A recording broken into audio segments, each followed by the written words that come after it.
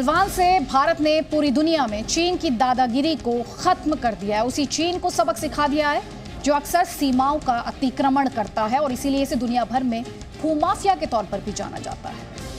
और बंदे निकालो सारे।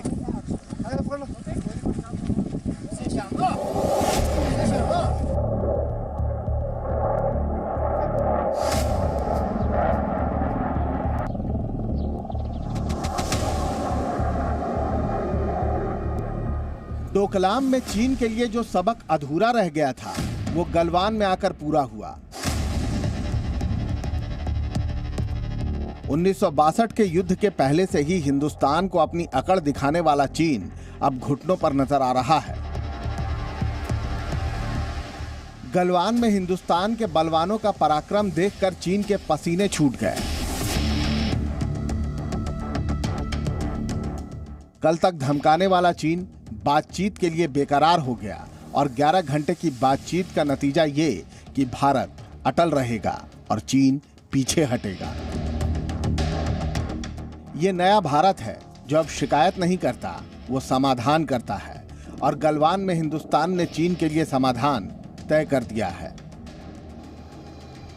सीमा पर भारी तनाव और गलवान में भारतीय सेना के पराक्रम के बाद भारत और चीन के बीच 22 जून यानी सोमवार को कोर कमांडर स्तर की बातचीत हुई और ये बातचीत भारत के लिए कितनी बड़ी जीत है आपको ये भी बताते हैं।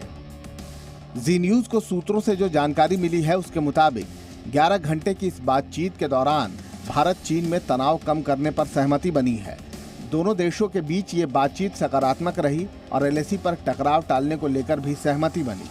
सूत्रों के अनुसार भारत ने गलवान में हुई झड़प पर नाराजगी जताई और चीन को स्पष्ट कह दिया कि वो पैंगोंग झील के पास से अपने सैनिक हटा ले। बड़ी और अहम बात यह कि इस बातचीत के लिए चीन ने पहल की थी क्योंकि चीन की सरकार गलवान में भारत के पराक्रम के बाद से दबाव में है। जानकारों की माने तो चीन पर इस वक्त दो तरफा दबाव है।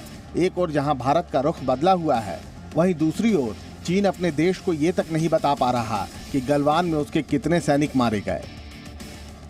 चाइना में कम्युनिस्ट पार्टी और जीपेंग दोनों के ऊपर ज़बरदस्त प्रेशर है कि वास्तव में वहाँ के लोगों को बताएं कि उनका कितना नुकसान हुआ है गलवान वैली में। तो इस प्रेशर के कारण चाइना ने आखिर में मान लिया कि उनकी भी कैजुअलिटीज़ हुई हैं, लेकिन कहा है कि उनके लोग जो हैं 20 से कम मरे हैं, जबकि हिंदुस्तान ने कल लिस्ट जारी की है 55 कैजुअलिटीज़ की जो उनकी डेथ्स हैं उनके नाम के अनुसार।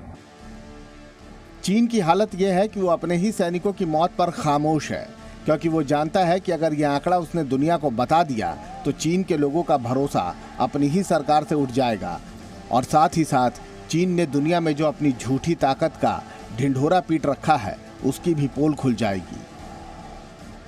दूसरी ओर भारत अपने शहीदों को गर्व से सलाम कर रहा है और उन वीरों का हौसला बढ़ा रहा है जिन्होंने गलवान में चीन के गुरूर और गुमान को मिट्टी में मिला दिया।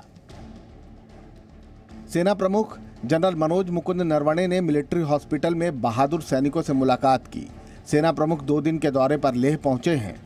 मिलिट्री अस्पताल में वो जवान भर्ती हैं जो 15-16 जून को गलवान घाटी में चीनी सैनिकों से लोहा लेते हुए घायल हुए थे। आर्मी चीफ ने इन बहादुर जवानों से बातचीत कर उनका हाल जाना और उनके जल्द ठीक होने की कामना की।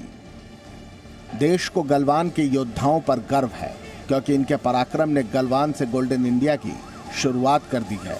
ये देश की सेना के लिए स्वर्णिम काल है, देश के सम्मान का स्वर्णिम काल है जिसने चीन को झुकने पर मजबूर कर दिया है। चीनी सेना के पीछे हटने के लिए बातचीत जारी रखने पर सहमति हो गई है, लेकिन किस जगह से चीनी सेना कितना पीछे हटेगी ये इस पूरी बातचीत का सबसे पेचीदा मोड़ होगा। यानी ये बातचीत अभी लंबी चलेगी। वहीं दूसरी ओर पीछे हटने को राजी होने के बाद भी गलवान में चीनी सेना के धोखे की शिकार भारतीय सेना अब हर कदम बहुत ज्यादा फूंक फूंक कर रखेगी। यानी बातचीत में अभी और कई मोड़ आएंगे। कृष्ण मोहन मिश्रा, जी मीडिया, दिल्ली।